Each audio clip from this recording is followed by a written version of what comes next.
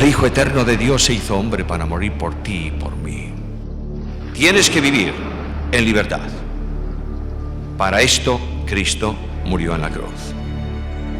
La cruz de Cristo es un lugar de sustitución para que yo pueda vivir una vida para la gloria de Dios. Yo quiero presentar lo que el Señor me ha puesto para vosotros en esta ocasión. Y quiero recordaros que hay una figura que se está perdiendo en el ministerio de la Iglesia, y es Cristo. Parece que no. Diríamos, ¿cómo es posible que digas eso? Cantamos acerca de Cristo, hablamos de Cristo, sí. Pero Cristo es un gran desconocido en el pueblo de Dios en el tiempo presente. Y mucho me temo que haya que aplicarnos aquella palabra de Cristo a la iglesia en la Odisea. Y que el Señor Jesús muchas veces esté en la puerta de la iglesia y esté diciendo a los creyentes: he aquí estoy a la puerta y llamo. Pero si hemos perdido de vista a Jesús y la presencia gloriosa de Jesús entre el pueblo de Dios, hemos perdido de vista singularmente la obra de Jesús. Y la obra de Jesús se dimensiona, se define en la Biblia como la palabra, la doctrina, la expresión de la cruz. La cruz es la gran obra de Dios en encuentro de gracia con el hombre. Es la solución divina al problema del hombre, pero es también el motor dinámico que mueve e impulsa la vida cristiana para una entrega y un servicio de compromiso con Dios.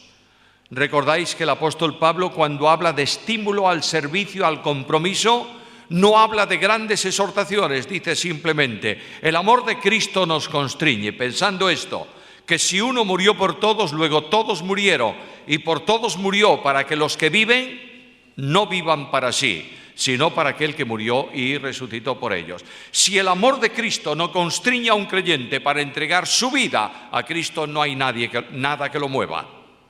Y cuando Pablo habla de sacrificio espiritual, Romanos 12:1, menciona también la cruz. Hermanos, os ruego por las misericordias de Dios. Yo quiero hablaros esta semana acerca de la cruz. Y lo haremos a la luz de la epístola a los Gálatas. Simplemente a modo de introducción quiero recordaros lo que todos vosotros sabéis. La epístola a los Gálatas es la epístola, permitidme decirlo así, del enfado personal de Pablo. Pablo está enormemente disgustado con lo que está ocurriendo en las iglesias que él funda. Y es que vienen los tradicionales desde Jerusalén y vienen iglesia por iglesia. Y cuando Pablo dijo: ¿estáis libres en la libertad con que Cristo os ha hecho libres?, ellos dicen: no, Señor, porque no es bastante con creer en Cristo, es necesario la práctica religiosa. ¿Cómo? Circuncidaros y guardad la ley. Si no hacéis esto, no estáis completos. Y Pablo sale al paso del problema. Y Pablo escribe la carta a los Gálatas. La carta a los Gálatas, si la comparáis con Romanos, os dais cuenta que la carta a los Gálatas es el bosquejo de la carta a los Romanos. Solo que cuando Pablo escribe a Gálatas, escribe desde una dimensión de problema en el entorno, y cuando escribe a los Romanos, escribe desde la reflexión y la tranquilidad, pero es lo mismo. El gran núcleo, el tema central de esas dos cartas es la justificación por la fe. En todas las epístolas de Pablo hay un elemento conductor que tiene que ver con Jesús. En Gálatas el elemento conductor es la cruz de Cristo. En Filipenses es la persona central de Jesucristo. En cada capítulo, cada vez que Pablo dice algo en la carta a los Filipenses, inmediatamente aparece alguna manifestación de la centralidad de Cristo. Porque realmente lo que define la vida cristiana no es más que Cristo mismo.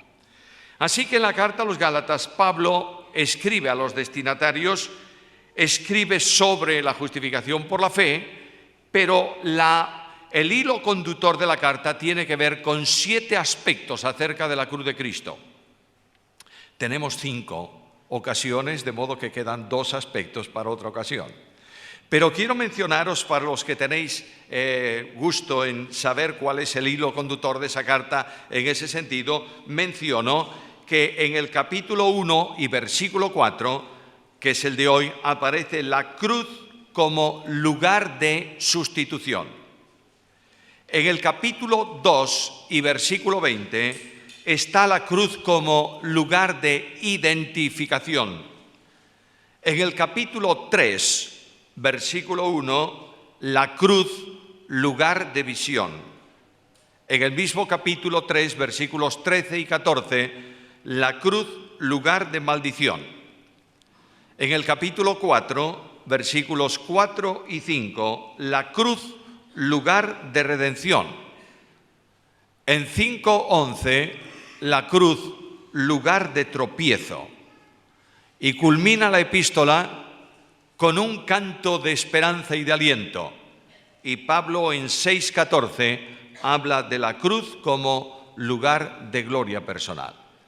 Y la epístola termina diciendo el apóstol Pablo: lejos esté de mí gloriarme, sino ¿en qué? En la cruz de nuestro Señor Jesucristo, por quien el mundo me es crucificado a mí y yo al mundo.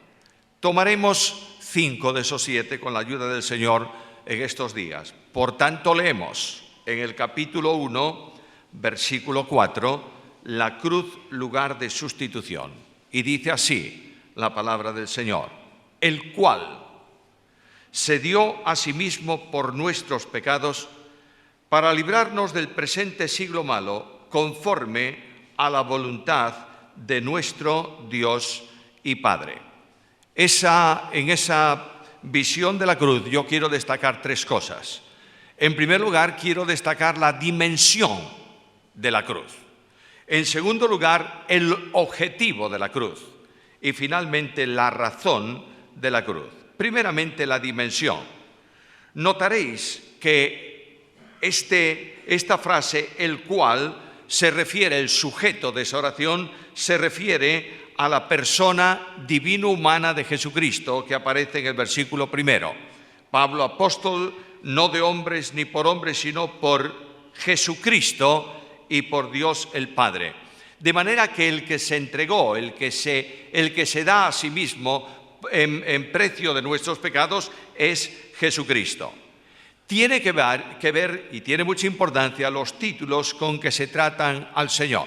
Aquí se le llama de 2 formas: Señor, y se le llama Jesús y Cristo.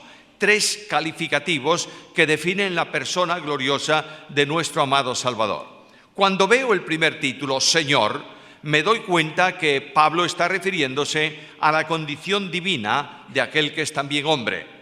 Jesucristo, el Hijo de Dios, es Dios en unidad con el Padre y con el Espíritu Santo.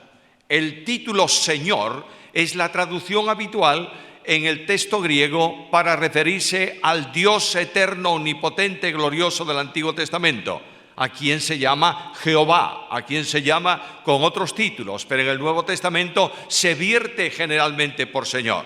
De manera que cuando Pablo dice que Jesucristo es el Señor, está diciendo que ese personaje del cual va a hablar, esa cruz en donde él se ve involucrado, corresponde a una persona divina, el Hijo de Dios. La Biblia llama Dios a Jesucristo. Yo quiero dejar claro lo que vosotros todos creéis. La doctrina, la cristología, comienza por razonar, por expresar, por manifestar la preexistencia de Jesucristo. Es decir, afirmar que Jesucristo es Dios. Voy al Evangelio según Juan, y en ese prólogo del Evangelio una maravilla de equilibrio teológico, en donde Juan habla tanto tiempo de la deidad como de la humanidad de Jesucristo. Comienza Juan hablando de la deidad y abre su Evangelio diciendo: en el principio era el Verbo, y el Verbo era con Dios, y el Verbo era Dios. Por tanto, Juan comienza a decirnos desde el principio de su Evangelio que aquel personaje del cual él va a hablar existe eternamente. ¿Por qué? Porque es Dios.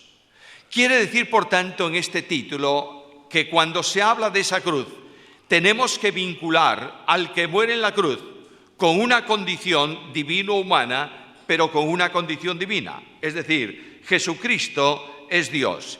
De otra manera, antes de que la tierra fuera creado y el universo circulara bajo la autoridad y voluntad omnipotente de Dios, antes de que la voz de Dios sonara, sea la luz y fuese la luz, en la planificación eterna de la creación, Jesucristo el Señor, segunda persona de la deidad, estaba. Cuando tú abres el libro de Génesis, notarás, a la luz del Nuevo Testamento, por supuesto, nadie piense que los que leían Génesis sin la revelación del Nuevo Testamento podían descubrir lo que nosotros descubrimos. A la luz del Nuevo Testamento, el capítulo 1 del libro de Génesis es un capítulo eminentemente trinitario.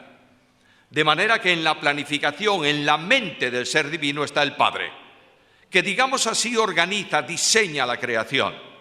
El que da la voz autoritativa que corresponde al diseño perfecto hecho por el Padre es la segunda persona de la deidad. ¿Por qué? Porque es verbo. Y solamente el Padre puede expresar en vinculación con el ser divino lo que puede expresar, lo tiene necesariamente que expresar a través del verbo. De otra manera, cuando yo pienso, cuando yo reflexiono con palabras.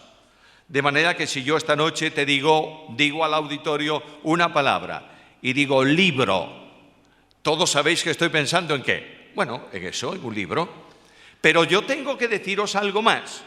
Libro de biografía. Entonces todos los de historia, de matemáticas, de ciencias desaparecen porque pienso en un libro de biografías. Y tengo que deciros libro de biografía moderna. Luego los libros de biografía antiguos desaparecen. Y así sucesivamente tengo que ir dando palabras, para que al final de todo tengáis una idea aproximada de lo que yo pienso. El Padre expresa su voluntad y su pensamiento en una sola palabra. Esa palabra se llama Hijo. Por tanto, cuando lees en Génesis, sea, está expresando autoritativamente con la omnipotencia de Dios el pensamiento creacional que surge del ser divino a través de la mente del Padre. Y el Espíritu Santo, que conoce la intimidad de Dios, ejecuta la creación moviéndose sobre lo que no tenía orden para darle orden, para transformar un caos en un cosmos. Y ahí tienes al Señor Jesús antes de la creación del mundo. No puede haber creación sin Él. Por eso la Biblia dice que todas las cosas fueron hechas en Él, por medio de Él y para Él. Este gran Dios que viene al encuentro del hombre, en palabras de Pablo, lo hace por gracia, por misericordia y por bondad, pero Pablo habla también en otro escrito acerca de la deidad de Cristo.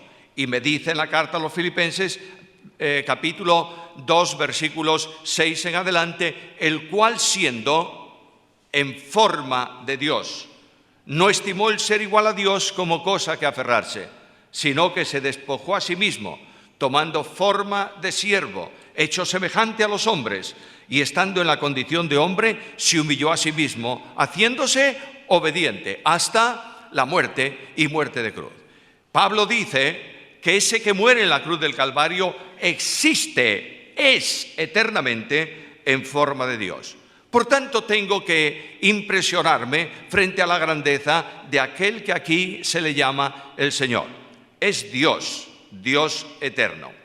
Ahora, dentro de esa deidad de Cristo, este que va a dar su vida por nosotros a través de su humanidad, está vinculado con las otras dos personas que existen eternamente en el ser divino.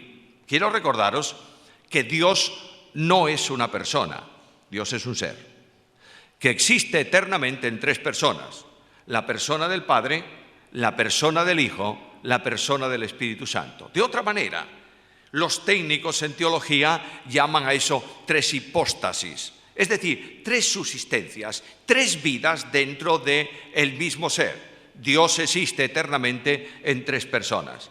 La segunda persona es de la que se habla en este texto. Esa segunda persona gloriosa, admirable, eterna, infinita, omnipotente, que disfruta y tiene en sí mismo la naturaleza y la esencia divina porque es Dios, el que es eterno en unidad con el Padre y con el Espíritu Santo, se nos presenta aquí, diciéndome el apóstol Pablo que este que va a dar su vida es el Señor. Este Señor admirable se manifiesta en Cristo. Está Jesús de Nazaret, está expresando visiblemente a Dios. Es más, ¿recuerdas que cuando el escritor de la carta a los Hebreos comienza a escribir la epístola, habla de la revelación progresiva? Y dice que la Biblia es el resultado de una revelación progresiva de Dios a lo largo del tiempo. Que Dios habló de muchas formas a lo largo del tiempo, en distintas maneras, a los padres por medio de los profetas. Y de pronto, el escritor sagrado inspirado por el Espíritu Santo dice, pero en los postreros días, y esa frase significa el tiempo actual, donde nosotros vivimos, en los postreros